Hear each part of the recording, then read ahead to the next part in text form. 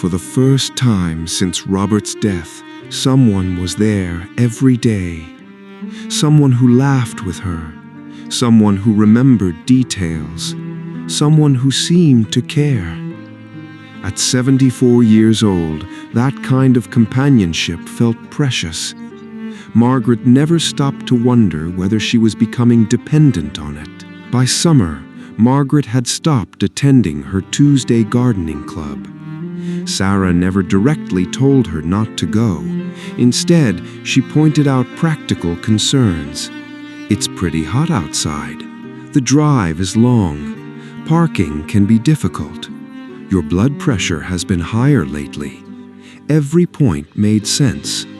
One by one, Margaret agreed. Eventually, she stopped going altogether. Her longtime friend Linda called several times. The women had known each other for more than 20 years. Sometimes Sarah answered. Sometimes Margaret meant to return the call later. Sometimes she forgot. Weeks passed, then months. The friendship slowly drifted. Not because either woman wanted it to, simply because distance has a way of growing when nobody fights against it. Around the same time, Pastor James from Margaret's church noticed she hadn't attended Sunday service in quite a while. One afternoon, he stopped by with a pie from a church fundraiser. Sarah answered the door. She was polite, friendly, helpful. She explained that Margaret was resting and probably wouldn't be available. The pastor left the pie and a handwritten note. Margaret didn't find the note until weeks later beneath a stack of mail on the entryway table. She intended to call, but somehow never did. The mail itself had become another small change. Sarah started sorting it. Just getting rid of junk mail, she explained. Margaret appreciated the help. She never noticed which envelopes she stopped seeing. Bank statements disappeared.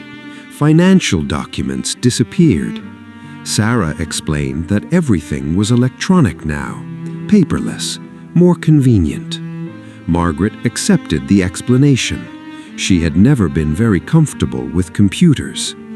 Most evenings, they sat together watching television, old movies, cooking competitions, crime dramas. During commercials, they talked. Sarah remembered everything, every story, every detail, every memory. She asked thoughtful questions. She knew Robert's favorite song. She knew how Margaret met him. She knew which flowers Margaret loved most. Being known felt wonderful. That made it harder to notice what was happening. In October, Emily visited for a long weekend. She was thrilled to see her mother. The visit was warm, comfortable, mostly normal. But something felt different. Emily couldn't explain it. She simply felt it. Whenever she asked her mother certain questions, Margaret seemed to glance toward Sarah before answering, just for a second. A tiny look, almost invisible, but Emily noticed. She also noticed that many things in the kitchen had been rearranged. Margaret's favorite items were now stored on shelves she couldn't easily reach. Meanwhile, Sarah's preferred brands sat within arm's reach on the counter. Small things, harmless things, yet together they created a strange feeling. In the final morning of her visit, Emily spoke privately with Sarah. "I'd like to be more involved with Mom's finances," she said, "just to help keep an eye on things." Sarah smiled warmly. "Absolutely. We've actually been talking about simplifying everything." "Really?" "Of course," Sarah nodded. "I'll arrange a call soon." The call never happened. A few weeks later, Emily raised the topic during a conversation with her mother. Margaret surprised her. "I'm not a child, Emily." There was a sharpness in her voice, a tone Emily hadn't heard before. "Sarah helps me. I trust her." Emily immediately backed down. The last thing she wanted was to upset her mother. But after hanging up, she couldn't shake a feeling deep in her stomach. Something wasn't right. She just couldn't prove it. And hundreds of miles away, sitting alone in her Denver apartment, she wondered if she was imagining things. By November, Margaret had grown completely comfortable with Sarah's presence. She trusted her, maybe more than anyone else. That trust had been built slowly, day by day, through hundreds of small moments. A cup of tea brought at the right time, a doctor's appointment handled without stress, a shoulder to lean on when loneliness felt heavy. Margaret never questioned it. Why would she? Sarah had become part of her life, part of her routine, part of her home. What Margaret didn't know was that Sarah had begun taking money from her accounts months earlier. Not large amounts, never enough to attract attention. A few $100s here, a few thousand there. The withdrawals appeared random, different amounts, different dates, nothing obvious, nothing that would immediately raise suspicion. And because Margaret no longer reviewed her bank statements, nobody noticed, at least not yet. The money was disappearing quietly, like water leaking from a pipe hidden behind a wall. Sarah understood exactly how vulnerable loneliness could make a person. She knew how easily trust could become access, and access could become control. She had seen it before.